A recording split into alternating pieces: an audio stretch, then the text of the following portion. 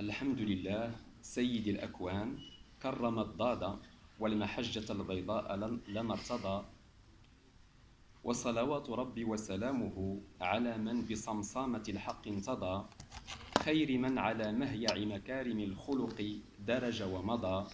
سلام إخاء مني لكم ومضى، انبعث من صميم المهجة مسجورا قناعة ورضا. السيدة الموقرة رئيسة الجلسة، السيد المبجل عميد كلية اللغة العربية جامعة القاضي عياض بمراكش، السيد المحترم رئيس مختبر تكامل المناهج في تحليل الخطاب، اللجان البارة المنظمة لهذا المؤتمر الدولي الندي، السيد الكريم مقرر الجلسة، منسق الفعالية الأوداء، أساتذي السعداء وشركاء المؤتمر الشرفاء، والزوار والمدعوون الأشقاء، والطلبة الأعزاء، أيها المعشر النبهاء، السلام عليكم ورحمة الله تعالى والبركاته. أما بعد، فإنه قد استقر نظري على ختم كلمة هذه بشارة معربة متنها: الكتاب هو المرقاة إلى فهم الكتاب. مقدمة: حفز الوحيان الإسلاميان بقوة ظهور علوم العربية ومباحثها، فراجت أسواق العلوم والآداب والتنقاد، ونفقت في خدمة كتاب العزيز الوهاب وحفظ السنة المطهرة على صاحبها أفضل الصلاة والسلام. فانتصب علم التفسير واحدا من تلكم الدعامات التي خدمت كلام الواحد الأحد والعربية في آن معا. ولقد أجمع المتهممون بتخصصات الديانة على كون الإلمام المتين باللسان العربي المبين مرتكزا لا محيد عنه لمن أراد التعرض للفرقان القويم وأحاديث المصطفى صلى الله عليه وسلم بالبحث واستشفاف الدلالات والأحكام. فتفسير القرآن العظيم شديد العلقة بلسان العرب، ووطيد الصلة بقواعد العربية اللواتي استخلصهن النحويون وغيرهم من لغات القبائل العربية بصدارة من قريش وزعامة. النحو العربي بين عفوية الملكة وتنمية الصناعة. الفحوى المدرك من آيات الفرقان الحكيم مطلب أكيد يتحكم في مصير سلامة قراءة الصور القرآنية تجنباً للوقوع في الأخطاء والزلات. أما إن زعم البعض أن إدراك الدلالة قد يحصل من دون ما اطلاع على القواعد اللغوية فذلك صحيح، لكن السليقة أو بالأحرى الدربة والمران لا ينفعان في الأحوال النحوية جميعهن. فليست القواعد كافة يرعوين لنبر الدربة أو لنغمية السليقة المزعومة، بل إن أقل عيوب الجهل بالنحو عند متقن القراءة السليمة إخفاقه إن طولب بالتعليل والتسويغ الإعرابيين.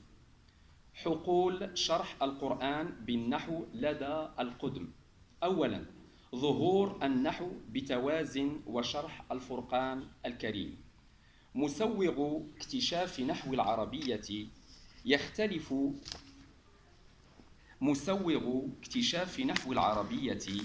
يختلف مع السيد عبد الراجحي لحظة فيه يقول: نستطيع تفسير نشأة الحركة العقلية العربية كلها بأنها كانت نتيجة القرآن الكريم، فهي كلها من نحو وصرف وبلاغة وتفسير وفقه وأصول وكلام تسعى إلى هدف واحد هو فهم النص القرآني الكريم. النحو إذن نشأ لفهم القرآن، ومن ثم فإن دراسة منهج النحو عند العرب لا تكون صحيحة إلا مع اتصالها بدراسة العلوم العربية الأخرى وبخاصة الفقه والكلام. ثانياً، مبادرة أهل النحو بشرح ما تيسر من القرآن العظيم. يعد كتاب سيبويه قرينة محسوسة أولى على توظيف التحليل النحوي في استخلاص معاني القرآن الحكيم، ما يحقق مطمح الفهم والاستيعاب. فلم يكن توسل سيبويه بالمتون القرآنيات وسيلة للتمثيل والتسوير مسألة ظرفية عابرة، بل هو في عديد المرار ينبري شارحا ومقاربا ومستخلصا. وكانت مقارباته النحوية اللغوية تلك معينا ثرا لأرباب تفسير الذكر المجيد الأولى زاولوا هذا العلم غبه.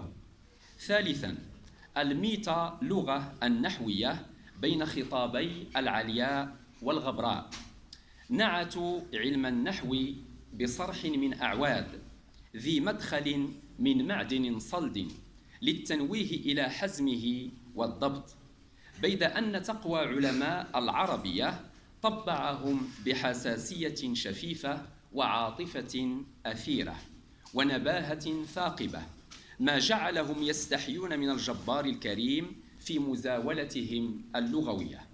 فغداة تلاوة نحوي من القوم قوله تعالى: خلق الإنسان من عجل، لا يعرب خلق ببنائه للمجهول مثل ما هو معتاد، إنما يتأدب مع الله تعالى قائلا: فعل لم يسمى فاعله. إذ كيف يعقل واسم الملك الظاهر والعليم القيوم والسيد المجيد بالمجهول؟ وإن تلوا واتقوا الله لا يتجرؤون على نعت اسم الجلالة بالمفعول به، إنما يحترسون بكونه منصوبا على التعظيم. رابعا، قرآن النحو لتحليل نحو القرآن. لنستمع إلى سيبويه متحدثا عن الثالوث العلاقي بين القرآن الكريم والنحو وكلام العرب، في مقاربة منه بديعة تخاطبنا من وراء حجاب سمكه 1000 عام وأكثر. يقول: قولك سلام عليك ولبيك وخير بين يديك ولعنة الله على الظالمين، ينبغي لك أن تجري هذه الحروف كما أجرت العرب، وأن تعني ما عنوا بها، إلا أن العرب ربما أجرت الحروف على الوجهين، ومثل الرفع ويل له ويل طويل، فإن شئت جعلته بدلا من المبتدأ الأول، وإن شئت جعلته صفة له، وإن شئت قلت ويل لك ويلا طويلا، تجعل الويل الآخر غير مبدول ولا موصوف به، ولكنك تجعله دائما، أي ثبت الويل، أي ثبت لك الويل دائما. التصنيف في دلالات الفرقان وأنحائه.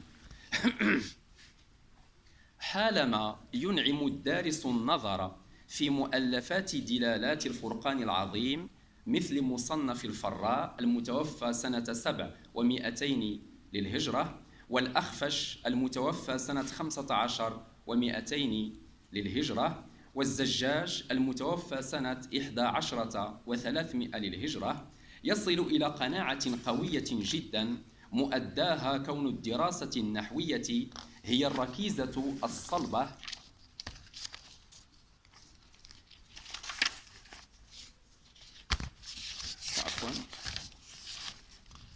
الركيزة الصلبة في تلكم المدونات التراثيات المذكورة، بل إن دراساتهم اللسانية على النحو معولة، كما لو أنهم كانوا يستهدفون بكتاباتهم البحثية في مفادات الذكر العزيز إشهار منازعهم النحويات اللواتي إليها منتمياتهم والانتساب. علم المعاني أو النقلة من علم الآلة إلى علم الغاية. مبغض النحو عند عبد القاهر الجرجاني صاد عن سبيل الله، مانع نفسه من فقه الحجة الباقية التي هي التنزيل المحفوظ، إذ كل إجراء نحوي إلا وتحته سر في المعنى. إن حروف المعاني لسن دلالات في ذواتهن، بل هن جسور يلحمن بين المعاني ويرتقنها في غيرهن من الكلمات. فالحرف كلمة دلت على معنى في غيرها، لا في نفسها. تشييدا على ما أدبر، لا يمكن لمن لا يستسيغ نحو العربية طبعا أو تطبعا أن يستطعم سر إعجاز القرآن وبهاءه. على هذا السبيل نلفي المقاربة النحوية لدى عبد القاهر الجرجاني في مصنفه العتيد دلائل الإعجاز، يستدل بمتون كلام الرحمن الباهرة المعجزة على فتوحات الرجل النظرية حول توخي معاني النحو وسر مزية النظم الفرقاني الفريد، فاقتحم والحالة تلك بشراح الذكر العاطر بسيطات فسيحات. خاتمة: سيظل الاعتصام بالكتاب الرباني العزيز وطيدا من جهة فقه مراداته والمغازي، ما ظلت آصرتنا باللسان العربي الشريف عتيدة صلدة، إعرابا وصيغا صرفية وقاموسا والبيان. وحيثما انبسط منتأى المسلمين عن لسانهم، وهنت أحبالهم الممتدة إلى حبل الله المتين، وكلما اتسع الفتق على الراتق إلا وحرم العباد والعباد من الفهم الصواب السديد لكلام ربهم المجيد، لتنفرد بهم ساعتها الفهوم الوخيمة والتأويلات الوبيلة والمبيرة التخرصات. لما لا، وقد فصمت لحظتها العرى التي تجسرنا بميراثنا التليد الذي من مشتملاته الرئيسة التوسل بالكتاب مرقاة إلى فهم الكتاب. والسلام عليكم ورحمة الله وبركاته.